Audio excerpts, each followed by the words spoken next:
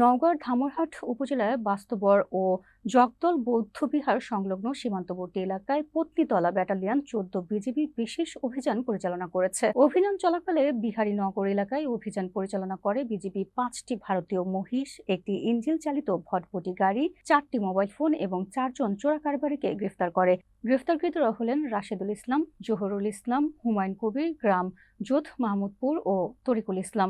এছাড়া জগদল বৌদ্ধবিহার এলাকায় অভিযান চালিয়ে বিজিবি মালিকবিহীন অবস্থায় ৯০ পিস ভারতীয় প্যান্টাডল ট্যাবলেট এবং একটি মোটরসাইকেল আটক করেছে। বিজিবি সূত্রে জানা যায়, গবাদি পশু ও গ্রেফতারকৃত চোরা কারবারিদের বিরুদ্ধে মামলা দায়ের প্রস্তুতি চলছে এবং তাদের ধামরহাট থানা পুলিশের কাছে হস্তান্তর কার্যক্রম প্রক্রিয়াধীন। ১৪ বিজিবির এক কর্মকর্তা জানান, সীমান্তে চোরাচালান ও মাদক প্রতিরোধে অভিযান অব্যাহত থাকবে।